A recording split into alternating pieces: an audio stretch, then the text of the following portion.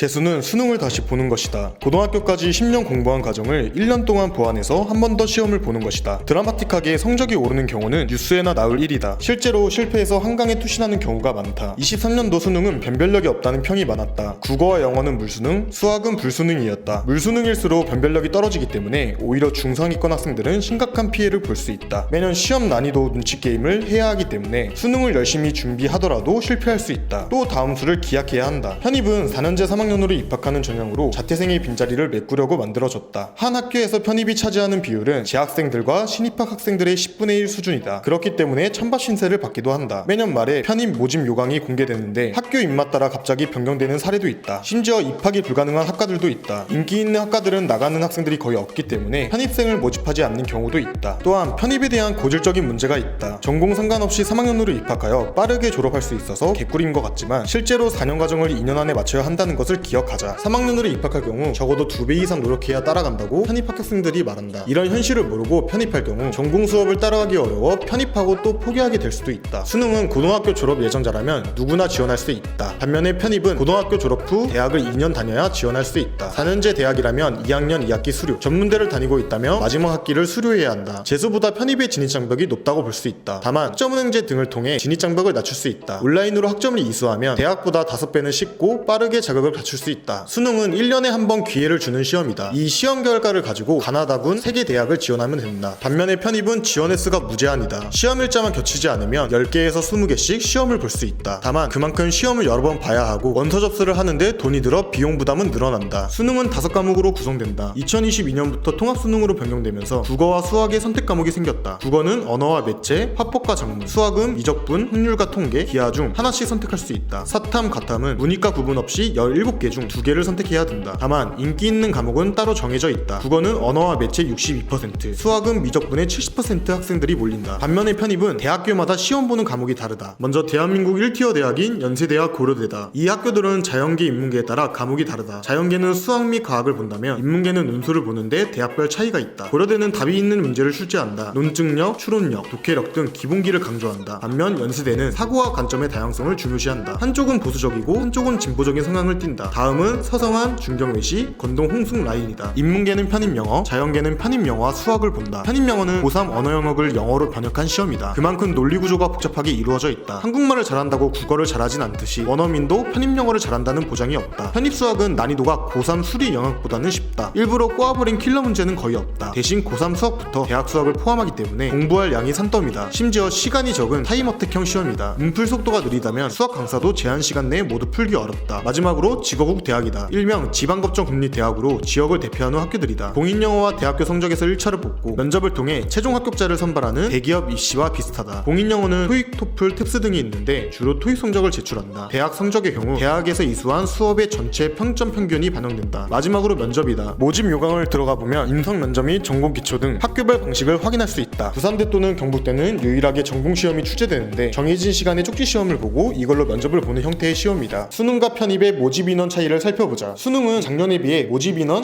7,493명 감소했다. 지역별로 살펴본다면 수도권은 증가하였고 그 외에는 감소했다. 수도권은 의대 쏠림 현상으로 인해 수도권 쏠림 현상도 함께 가속화되었고 비수도권은 출산율 저하로 인해 아동이 부족하게 되어 학교 수요가 전체 줄어들고 있다. 반면에 편입은 작년에 비해 연고대 2배, 성대 8배, 그 외의 대학들도 꾸준히 증가하고 있다. 의대 쏠림 현상에 의해 자퇴생이 늘어났고 첨단 산업학과 신설되면서 전체적인 편입 티오도 함께 증가했다. 수능과 편입의 경쟁률 차이를 살펴보자. 수능은 매년 경쟁률이 비슷하다. 수도권 모집 인원이 늘어난 만큼 인설 쏠림 현상도 가속화되어 지원자도 늘어났다. 결국 경쟁률 차이는 거의 없다. 반면에 편입 경쟁률은 평균 10대 1이 넘는다. 50대 1, 100대 1 경쟁률을 자랑하는 학과들도 있다. 하지만 편입 경쟁률은 허수에 불과하다. 단순히 눈에 보이는 수치만 보고 판단하면 위험하다. 경쟁률의 경우 뽑는 인원 대비 지원자 수를 뜻하는데 지원자 수를 살펴보면 엄청난 오류를 발견할 수 있다. 편입의 경우 지원할 수 있는 대학 수가 무제한이라 한 명이 10개에서 20개 대학을 지원하는 경우도 흔하다. 실제로 편입 전체 지원자 수가 수능의 42배는 적은데 이런 학생들이 경쟁률을 더 높게 만드는 것이다. 자신의 능력보다 턱없이 높은 대학을 지원하는 경우, 일단 지원했다가 시험 일정이 겹쳐 출석을 안 하는 경우, 그냥 대학 방문하려고 쓰는 학생들도 있다. 여기서 편입 허수들을 제외한다면 경쟁률 차이는 거의 없는 수준이다. 학업을 진행하는 데 있어서 기회비용을 알아야 한다. 최소 1년에서 2년은 시간을 써야 하기 때문에 현실적인 총 금액을 계산해보고자 한다. 결론부터 언급하자면 재수보다 편입 비용이 더 저렴하다. 수능은 여러 과목을 공부하기 때문에 과목 수에 비례하여 비용도 늘어난다. 추가로 추가로 기숙사를 제공하는 학원들은 숙식 비용도 포함해 대학 등록금을 넘기도 한다. 재수학원은 크게 종합기숙학원과 독학기숙학원으로 나뉜다. 종합은 월 300만원에서 400만원, 독학은 월 200만원에서 300만원이 들어간다. 여기서 월 100만원 이상 기숙사 및 식비 비용도 생각해야 한다. 월 평균 300만원으로 잡아도 1년에 3천만원 이상은 들어간다. 좋은 대학 들어가려면 자동차 한 대는 버려야 한다. 반면에 편입은 상대적으로 저렴하다. 기숙학원 없이 교육비만 발생하기 때문이다. 학원은 마찬가지로 종합학원, 단과학원으로 나뉜다. 종합은 월 90만원, 단과는 월 40만원에서 50만원이 들어간다. 여기서 단과학원은 인문계가 40만원 정도라면 자연계는 수학이 추가되기 때문에 50만원 정도 들어간다. 1년을 기준으로 계산해본다면 총 500만원에서 1000만원 들어간다. 만약 학원 비용이 부담스럽다면 프리패스 인강을 활용하면 교육비를 극적으로 아낄 수 있다. 한 번 등록하면 1년 동안 시청 가능하기 때문이다. 프리패스는 편입보단 재수가 오히려 저렴하다. 수능 프리패스는 최소 30만원에서 60만원대라면 편입 프리패스는 최소 80만원에서 100만원 정도 들어간다. 다만 여기서 프리패스 가격만 생각하면 오류다. 이 부분은 기본 개념 한정으로 비용이 계산된다. 모의고사를 본다거나 교재를 구매한다거나 특강을 듣는다면 여기서 가격은 천차만별로 늘어날 수 있다. 수능은 응시 자격 만드는 비용이 0이라면 편입은 응시 자격을 별도로 만들어야 한다. 대학을 다니면서 지원 자격을 만들 수 없다면 학점은행지를 이용해 자격을 만들어야 한다. 최소 1년에서 1년 반의 시간과 총 150만원에서 300만원 정도 비용이 추가로 들어간다.